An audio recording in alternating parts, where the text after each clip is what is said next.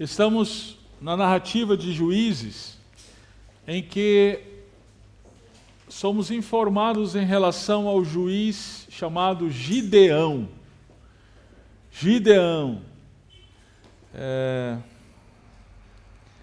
Estamos vendo a essa altura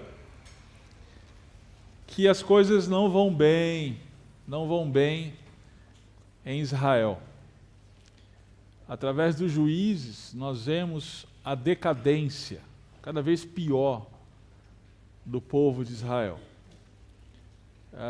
O juiz anterior, Baraque, um homem vacilante, né, no encontro de homens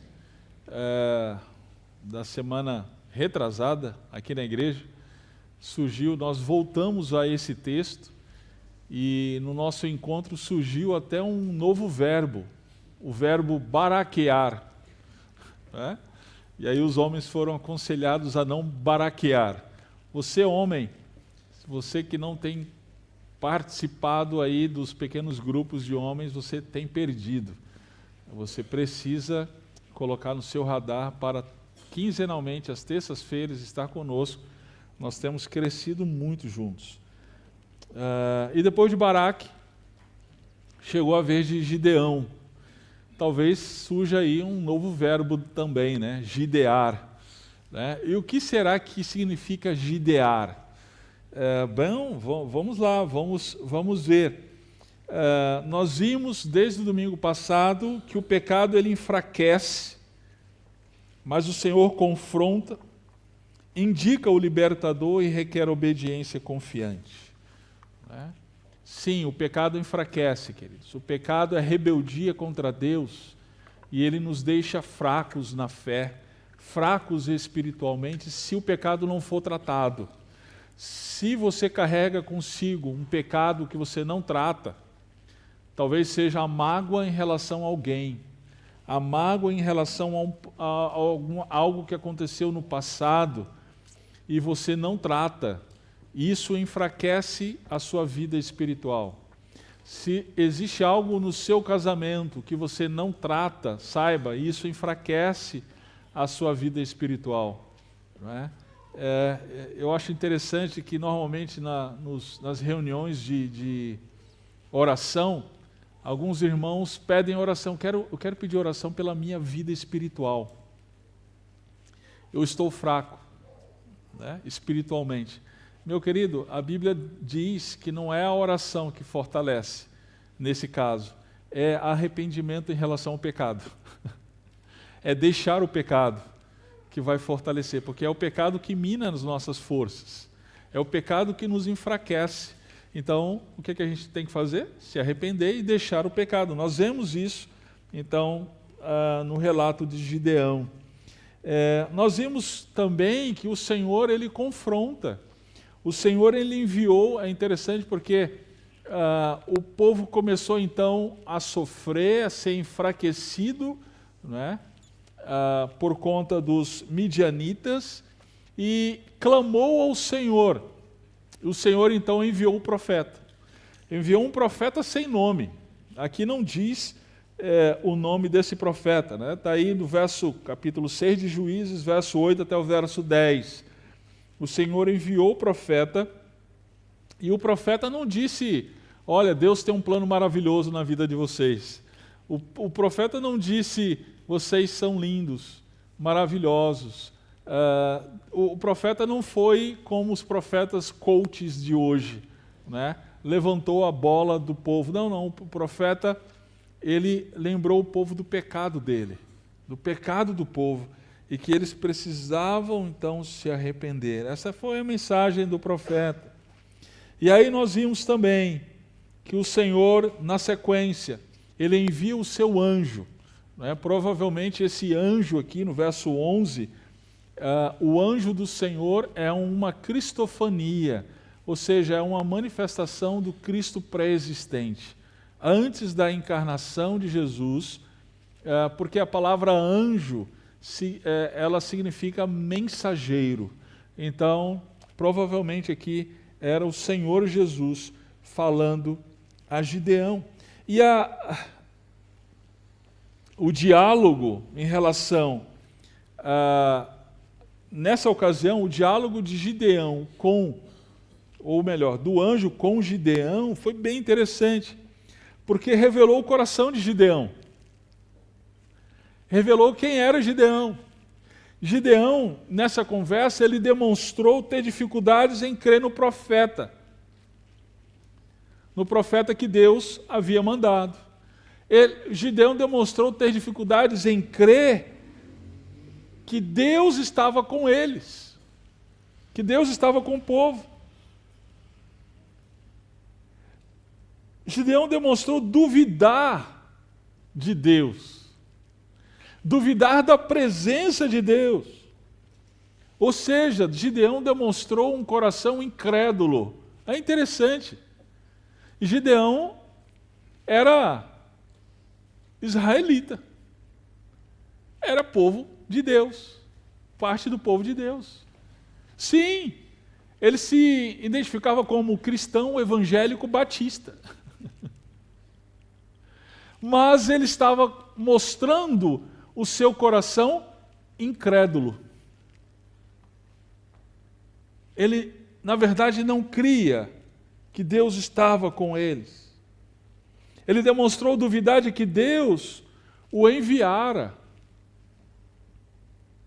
uma vez que ele não tinha as credenciais apropriadas para cumprir a missão. Peraí, eu? Da família mais pobre, da menor família, da menor tribo, eu? Veja, esse é o quadro que nós temos em relação a Gideão. E o que é que isso diz para a gente? Em primeiro lugar, antes de mais nada, que ótimo que a Bíblia não passa pano para ninguém. E ela traz a realidade. E a realidade não existem heróis. Não existem heróis. Existem homens pecadores. Existem homens falhos. Só existe um herói, o verdadeiro, o justo, Jesus Cristo. Ele sim. Mas os demais, toda a vida que você for ler, os personagens das Escrituras, Abraão, José, Moisés e etc., aqui Gideão, lembre-se muito bem disso. São homens falhos, são homens pecadores, e é exatamente por isso que o nosso campeão, Jesus Cristo, veio, para nos salvar da condenação que nos é apropriada por conta da nossa rebeldia. Bem, é nesse contexto, então, de incredulidade, de um caráter vacilante na fé, que agora nós vamos ver Gideão pedindo um sinal. Gideão pediu um sinal. Vamos lá, verso 17, diz assim: e Gideão continuou: se tenho achado favor aos teus olhos, dai-me um sinal de que és tu que falas comigo. Peço-te que não saias daqui até que eu volte, trazendo minha oferta, e a ponha diante de ti. E ele disse: esperarei até que voltes. Então Gideão entrou e preparou o cabrito e fez bolos sem fermento com um efa de farinha. Pôs a carne num cesto e o caldo numa panela. Trouxe tudo para fora e ofereceu-lhe debaixo do carvalho. Mas o anjo de Deus lhe disse: pega a carne e os bolos sem fermento, coloca-os sobre esta rocha e derrama o caldo por cima deles. E assim ele fez. E o anjo do Senhor estendeu o cajado que tinha na mão e com a ponta tocou a carne e os bolos sem fermento. Então subiu o fogo da rocha e consumiu a carne e os bolos sem fermento. Em seguida o anjo do Senhor desapareceu. Quando Gideão viu que era o anjo do Senhor, disse: ai de mim, Senhor Deus, eu vi o anjo do Senhor face a face.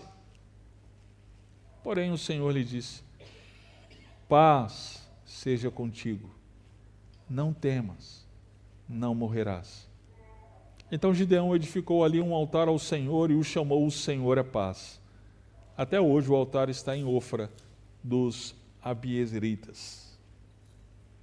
Gideão pediu um sinal do Senhor. Ele pediu o sinal e disse para o anjo: olha, não saia daqui até que eu vá, busque a minha oferta e ponha diante de ti. É interessante porque o anjo concordou. Vai lá, eu espero. E aí então, quando Gideão traz a oferta era um cabrito com bolos, fermento, farinha. Ele colocou tudo num cesto, numa panela, o caldo, e aí ia oferecer o sacrifício debaixo de um carvalho, mas o anjo disse: faz o seguinte, junta tudo, coloca aqui em cima dessa rocha, derrama o caldo em cima de todo o sacrifício, para ficar bem molhado. E aí o anjo, então, ele tocou na rocha, no sacrifício,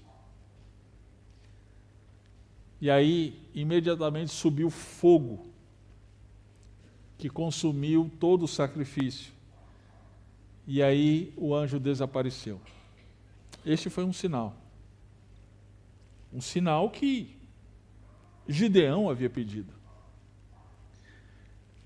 Estranho, né? Diante disso, então, a gente pergunta: a gente pode pedir um sinal para o Senhor?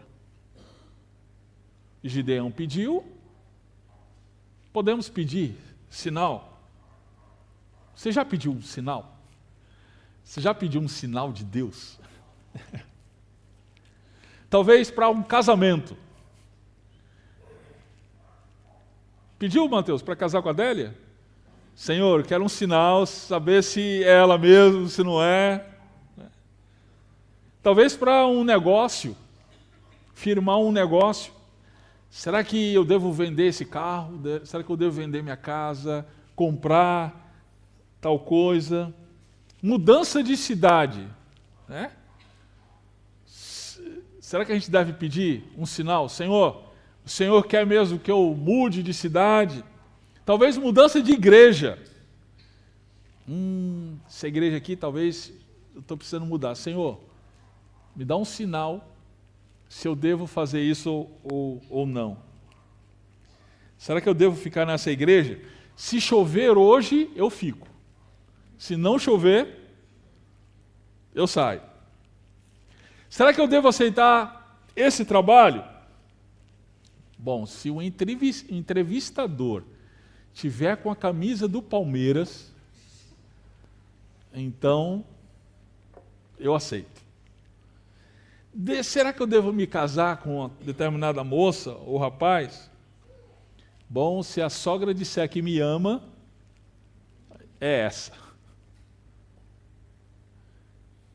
Já fez esse tipo de pedido de sinal? E se eu disser para você, talvez você fique bravo comigo, mas vamos lá, eu vou dizer assim mesmo. E se eu disser para você que pedir sinal é expressão de incredulidade? Sim. Não é expressão de crença, é expressão de incredulidade.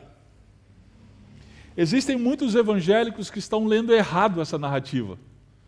Estão dizendo assim: Gideão pediu um sinal, eu vou pedir. Se Gideão pediu, eu vou pedir. Queridos, eu tenho dito desde o começo de Juízes que nós precisamos ler uma narrativa bíblica, lembrando que ela não é prescritiva, ela é descritiva. Ou seja, ela não está lá para a gente imitá-la. Gideão pediu sinal, eu vou pedir. Sansão cortou o cabelo, ou melhor, foi cortado, eu vou deixar também cortar. Ou Dalila. Né? Teve outras mulheres, eu vou ter. Calma. Calma. As narrativas das Escrituras, elas não são prescritivas, elas estão lá para nós aprendermos com ela. E como nós aprendemos? É o que é a sabedoria das Escrituras, como nós devemos lidar com as Escrituras. Então, o pedido de sinal da parte de Gideão, no contexto, aqui nós entendemos que é uma expressão da incredulidade de Gideão. Ele não creu no profeta que Deus mandou, ele não creu no anjo que Deus mandou, que era o próprio Jesus. Ele não creu. Então, toda vez que nós pedimos um sinal do Senhor, na verdade, nós estamos expressando que nós não cremos no Senhor. Queridos, todos os sinais que nós precisamos para crer que Deus nos ama e está conosco, e essa era a questão de Gideão. Gideão não creu quando Deus disse, através do profeta e através do anjo, que estava com ele. Gideão não creu. Então, Deus, ele já deu todos os sinais que nós precisamos para crer que ele está conosco. Que sinais são esses? Abra sua Bíblia em João, capítulo 20.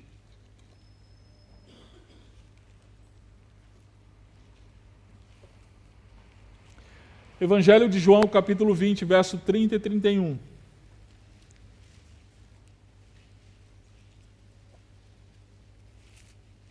Olha o que João diz. Preste muita atenção. João 20, verso 30 e 31. Jesus, na verdade, realizou na presença de seus discípulos ainda muitos outros sinais que não estão registrados nesse livro. Olha só, Jesus realizou sinais. Muitos. Inclusive, vários que não estão registrados nas Escrituras. Qual é o propósito? Verso 31. Estes foram, porém, registrados para que possais crer que Jesus é o Cristo, o Filho de Deus, e para que, crendo, tenhas vida em seu nome. Ou seja, os milagres feitos por Jesus no seu tempo terreno, eles são suficientes para a nossa fé, para que nós venhamos a crer. Tá, pastor, mas eu queria, eu acredito nisso, eu creio nisso, mas eu queria um sinal para Deus dizer para mim o que eu tenho que fazer, se eu tenho que casar ou comprar uma bicicleta. Queridos, os sinais não são dados para isso. Os sinais são dados para que nós creiamos em Jesus. E eles já aconteceram. Já aconteceram e foram registrados. Tá, pastor, mas e como é que eu devo fazer então em relação às minhas decisões? Como é que eu devo fazer? Efésios capítulo 5. Efésios capítulo 5, verso 8, 9 e 10.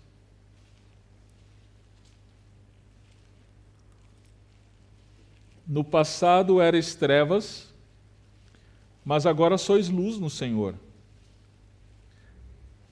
Assim, andai como filhos da luz. Pois o fruto da luz está em toda bondade, justiça e verdade, procurando saber o que é agradável ao Senhor. Os filhos de Deus, então, buscam o que é agradável ao Senhor. Buscam saber qual é a vontade do Senhor. Tá, pastor, mas É exatamente isso. Eu quero saber qual é a vontade do Senhor para o meu casamento, para os meus filhos, para o meu trabalho, para o meu negócio, para a mudança de cidade, mudança de igreja. Eu quero saber qual é a vontade do Senhor. Como eu devo saber? Como que eu sei da vontade do Senhor? Pedir um sinal? Não. Salmo 119, 105.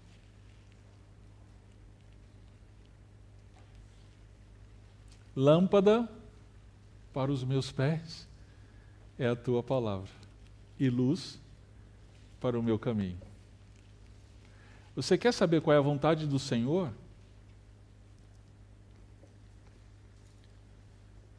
Abra a Bíblia. Abra a Bíblia. Mas não é bibliomancia, não. Ah, Deus, fala comigo. Não. É estudando a palavra de Deus, conhecendo a palavra de Deus, aplicando as orientações da palavra de Deus para as diversas situações da nossa vida. É assim que nós somos instruídos.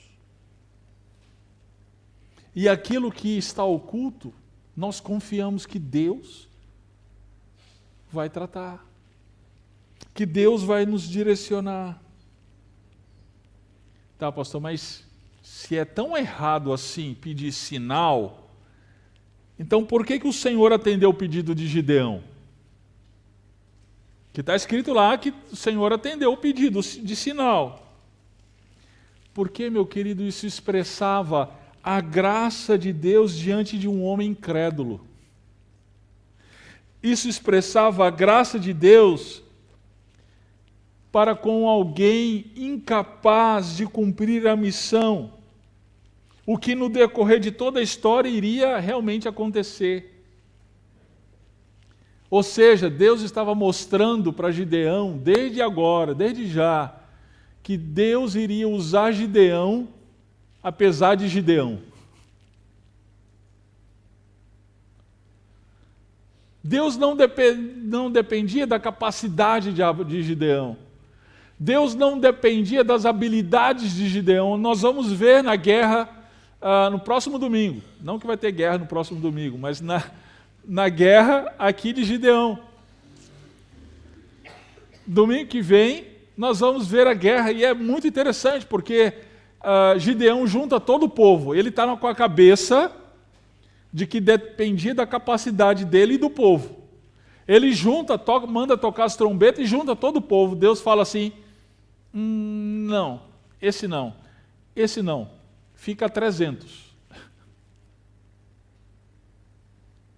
Eu não quero me adiantar, domingo que vem, não vou dar spoiler, domingo que vem.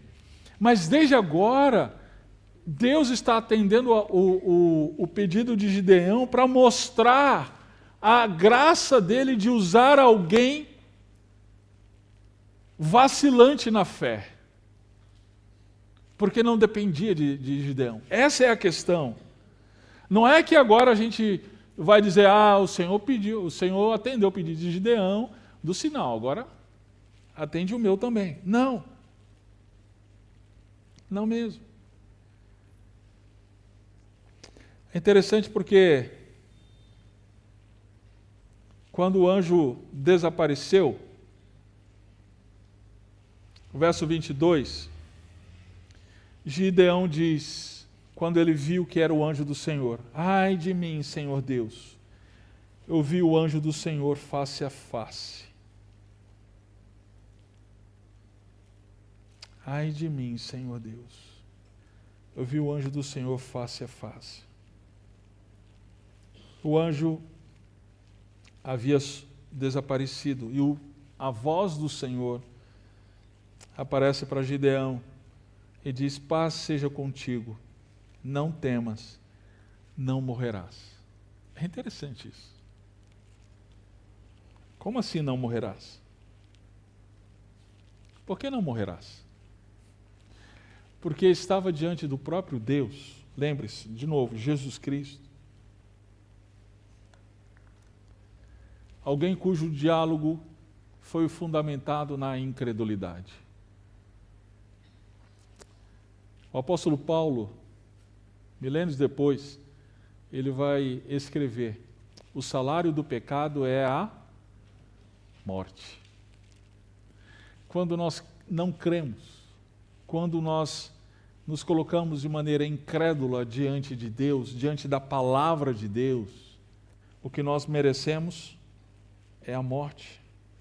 Gideão era digno de morte, mas ao contrário do que ele merecia, ele não morreria. Por quê? Porque Deus é Deus gracioso, misericordioso. Queridos, quantas vezes nós também agimos de maneira incrédula em relação ao que Deus nos orienta em sua palavra? Quantas vezes nós não confiamos no Senhor?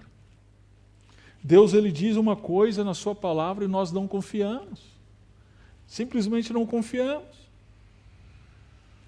Deus diz claramente em sua palavra que o divórcio é pecado e que devemos permanecer e perseverar no nosso casamento. Mas aí a gente pede um sinal. Deus diz claramente em sua palavra que nós devemos perdoar aqueles que nos têm ofendido. Mas aí a gente pede um sinal para saber se é a vontade de Deus mesmo que a gente perdoe. Deus diz claramente em sua palavra que nós devemos ser honestos em nossos negócios. Mas aí a gente pede um sinal para saber se a gente faz aquele negócio ou não, fraudulento. Sim, nós somos também dignos de morte. Sim, por causa da nossa rebeldia contra a palavra de Deus, por causa do nosso pecado, nós também somos dignos de morte. Mas o Senhor diz a nós o que disse para Gideão: paz seja contigo. Paz seja contigo. O Senhor, o nosso Deus, é Deus de paz.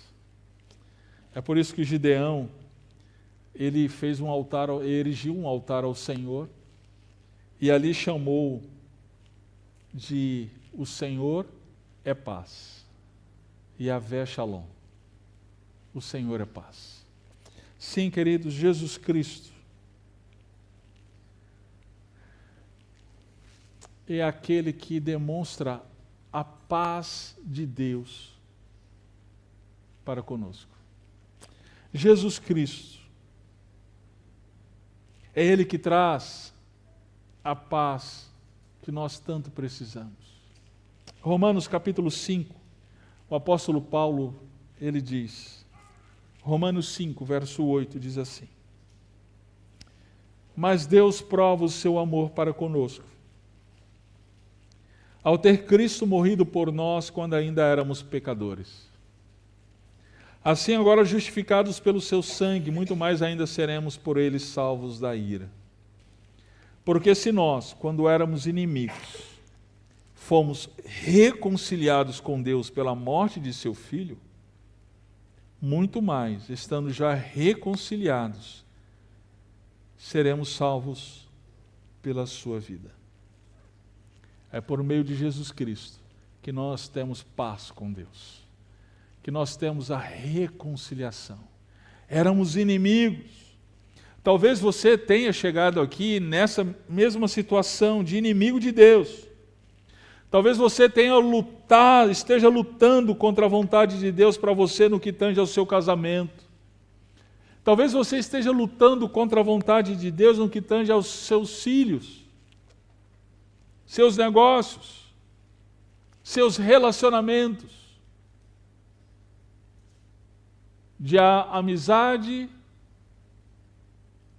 de trabalho, ou até entre irmãos da igreja. Hoje, Deus diz para você que Ele veio te oferecer a paz. A paz, a reconciliação com Ele, que só existe através de Jesus Cristo. Eu quero encorajar você, então, a se arrepender da sua incredulidade e confiar tão somente em Jesus Cristo para o perdão do seu pecado. E você vai receber a paz. A paz de Deus. E aí você vai ser chamado amigo de Deus. Amigo de Deus. O pecado enfraquece, mas o Senhor confronta, indica o libertador, mostrando para a gente que Ele é o Deus da paz. Agora, acompanhe comigo o verso 25 ao 32. Naquela mesma noite o Senhor disse a Gideão: toma o segundo novilho de teu pai, o de 7 anos, e derruba o altar de Baal, que é de teu pai, e corta o poste de Acerá, que está ao lado do altar. Depois disso, edifica um altar ao Senhor teu Deus, no cume desta elevação, da forma apropriada. Toma o segundo boi e oferece-o em holocausto com a lenha do poste de Azerá que tiveres cortado. Então Gideão chamou 10 dos seus servos e fez como o Senhor lhe havia ordenado. Mas não fez de dia, e sim de noite, pois temia a casa de seu pai e os homens daquela cidade. Quando os homens da cidade se levantaram de madrugada, viram o altar de Baal derrubado, o poste de Acerá que ficava ao seu lado cortado e o segundo novilho sacrificado no altar que havia sido edificado. Então perguntaram uns aos outros: quem fez isso? Depois de averiguar e interrogar, descobriram que Gideão havia feito aquilo. Por isso os homens da cidade disseram a Joás: traze para fora teu filho, para que morra, porque derrubou o altar de Baal e cortou o poste de Acerá que estava ao seu lado. Mas Joás disse a todos os que se puseram contra ele: acaso sereis vós que defendereis Baal? Quereis livrá-lo? Todos os que lutarem por ele estarão mortos pela manhã. Se ele é Deus, que se defenda a si mesmo, pois o altar dele foi derrubado. Por isso, naquele dia, chamaram Gideão de Jerubaal, dizendo que Baal lute contra ele, pois derrubou o seu altar. Queridos, o pecado ele enfraquece, mas o Senhor confronta, indica o libertador e requer de nós obediência confiante. Obediência confiante. O Senhor é interessante que ele ordena para Gideão que derrube o altar de Baal e Acerá. No verso 25 diz que é de teu pai. Ou seja, na casa de Gideão, na família de Gideão, havia um culto idólatra. Baal e Acerá eram divindades cananitas, em que, lembre-se, Israel estava aos poucos, ao longo de anos, décadas, abandonando o culto ao verdadeiro Deus, Yahvé, para adorar a outros deuses, inclusive estes, Baal e Acerá. Bem, Gideão queria libertar Israel, ok? Primeiro ele precisaria libertar a sua própria família. Primeiro ele precisaria libertar a sua própria casa. Tinha que começar por lá. E Gideão fez o que o Senhor lhe havia ordenado. Ele vai, derruba o altar de Baal e Acerá. Mas com um detalhe: de noite. De noite. Por que de noite? Diz o texto: ele temia a casa de seu pai, ele temia os seus parentes. Tinha lá os primos, os irmãos, os cunhados, tinha os tios, tinha os parentes. E ele temia também as pessoas da cidade. E foi o que aconteceu. Quando o povo viu que o altar estava derrubado, o povo então se juntou e queriam matar Gideão. O pai dele interviu, pedindo que isso não acontecesse. Querido, deixa eu abrir um parêntese aqui. Preste muita atenção. Existem evangélicos hoje, de novo, narrativas são descritivas e não prescritivas. Então, tem evangélicos hoje lendo esse tipo de narrativa.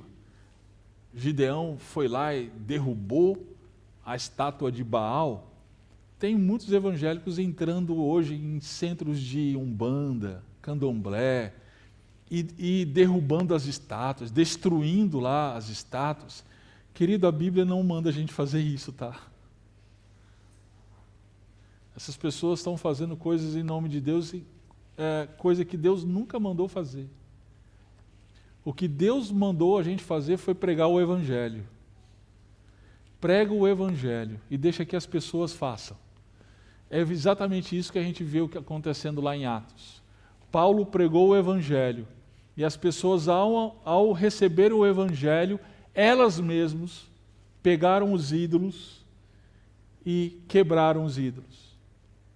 Nós somos chamados para anunciar o Evangelho do Senhor Jesus Cristo. Mas o princípio permanece.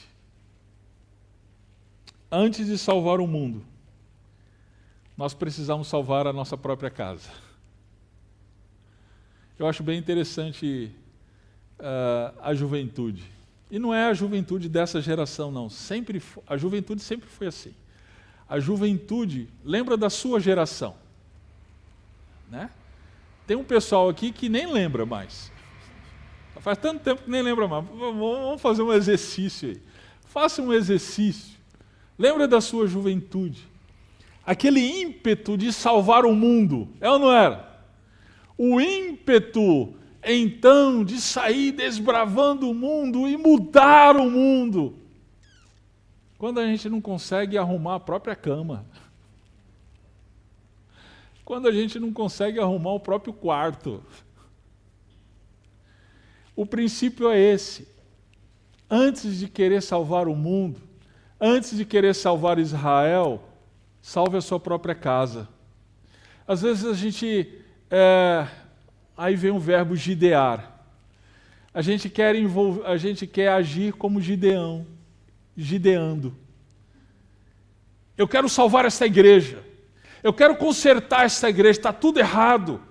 Eu quero fazer isso e fazer aquilo outro, e aí então sim, vai ser uma igreja melhor. Mas quando ao nosso casamento está uma desgraça. Tem um altar a Baal no nosso casamento, na sala da nossa casa, na nossa família. O nosso casamento é um fracasso. O nosso casamento é uma grande hipocrisia, mas a gente quer salvar a igreja. Os nossos filhos não querem saber do Evangelho por conta do nosso exemplo, mas a gente quer salvar a igreja. Isso é gidear. Em outras palavras, isso é farisaísmo.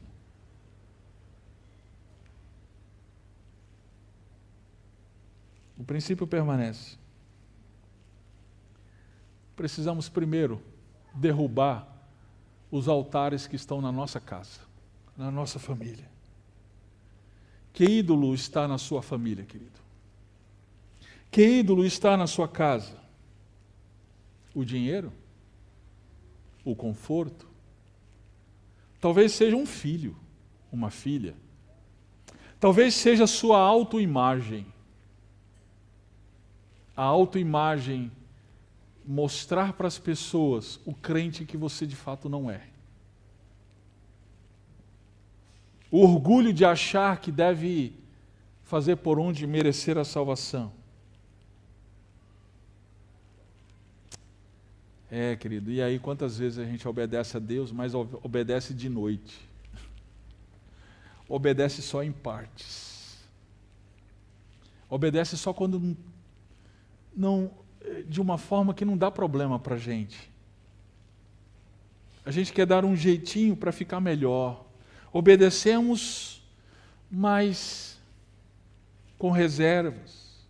Nós vamos à igreja, mas ainda bebemos com os amigos incrédulos. Nós vamos à igreja, mas ainda fazemos negócios escusos. Nós vamos à igreja, mas ainda falamos mal dos outros. Nós vamos à igreja, mas ainda guardamos rancor, inveja, ciúmes no coração. Nós vamos à igreja, mas vivemos ainda como os não crentes. É curioso que o pai de Gideão foi direto no ponto em relação àqueles homens. Quando aqueles homens chegaram para matar o filho de Joás, a resposta de Joás é muito interessante. Olha o verso 31. Acaso sereis vós que defendereis Baal? Vocês querem livrá-lo? Aqui é interessante, porque tinha que ser o contrário. Peraí, se ele é Deus, não era ele que deveria salvar vocês? Vocês estão querendo salvar o Deus de vocês? É o Deus falso. É isso. É a gente que salva ele, é a gente que dá comida para ele, é a gente que alimenta ele. Né? Sem nós ele não existe. E as pessoas ainda se prostram e o chamam de Deus. E aí Joás continua: todos os que lutarem por ele estarão mortos pela manhã. Se ele é Deus, que se defenda a si mesmo, porque o altar dele foi derrubado. É isso. Não dá para relativizar a nossa fé, queridos. A quem nós serviremos? Essa é a grande questão na história de Israel. Baal é Deus, então sirva a Baal. Agora, se Yahvé é Deus, então sirva a Yahvé. Não dá para a gente relativizar, não dá para a gente adorar aos dois deuses, aos outros deuses e ao verdadeiro Deus. Porque o nosso Senhor, Ele requer exclusividade. Ele não divide a sua glória com ninguém. Então, como nós agimos quando nós estamos sob pressão? Lá no seu trabalho. Quando alguém identifica você como discípulo de Cristo, como é que você reage? Como é que você responde? Se você responde, veja bem, começou com veja bem, já era. Se você tenta relativizar, se você titubeia, é porque você não tem se posicionado em relação à sua fé. Você tem gideado. Como você age com seus parentes? Quando você é levado a tomar uma posição? Por exemplo, em relação ao homossexualismo. Nós, cristãos, todos os dias nós somos levados a encarar situações em que nós precisamos nos posicionar.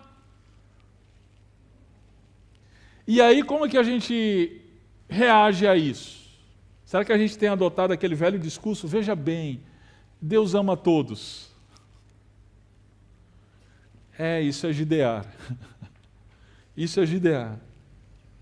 Nós somos chamados a tomar uma posição firme. Se Baal é Deus, adoremos a Baal. Agora, se Yahvé é Deus, adoremos a Yahvé. Deus já provou, de uma vez por todas, que Ele é o único Senhor. Jesus Cristo, Ele é o único merecedor de toda a honra, de toda a glória e de todo louvor. Lembre-se quem é o verdadeiro Deus. Lembre-se, querido, que Deus, Ele chama você a destruir os altares que estão erguidos na sua própria família, antes de mais nada. Lá na sua casa, erga um altar ao verdadeiro Deus. Se posicione. Se o seu filho está errado, confronte o seu filho. Se a sua esposa está errada, confronte a sua esposa. Eu estou cansado de ouvir homens que têm baraqueado. Ouvir homens que têm dito, pastor, então, é que eu não posso contrariar minha esposa, né? Eu tenho que seguir a minha esposa. Ela está errada, mas eu tenho que seguir a minha esposa. Confronte-a, meu amigo. Diga que ela está errada, diga que ela está em pecado e que ela precisa se arrepender. Derrube os altares na sua casa. Assuma a liderança. Você, esposa, você deve se submeter ao seu marido, mas somente quando ele não estiver contra o Senhor. Porque no dia que ele liderar você para longe do Senhor, você deve dizer não. Eu sirvo a Cristo. Assim nós derrubamos primeiro o altar da nossa casa, da nossa família. Nós somos chamados a ser testemunhas de Cristo Jesus, ainda que isso envolva a nossa própria vida. Nós vivemos hoje um evangelicalismo em que as pessoas olham de domingo para fora de casa e veem uma nuvem distante e dizem, acho que hoje vai chover. Acho que eu não vou para a igreja não. Puxa, ontem estava 40 graus, hoje está 16.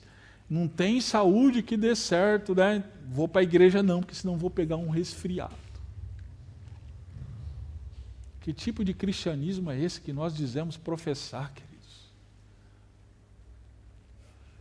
Existem irmãos no mundo perdendo a vida por causa de Cristo e a gente não consegue sair de casa quando está chovendo.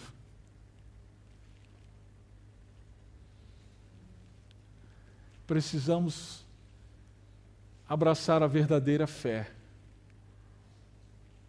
Nós precisamos nos posicionar. Hoje é um tempo de posição.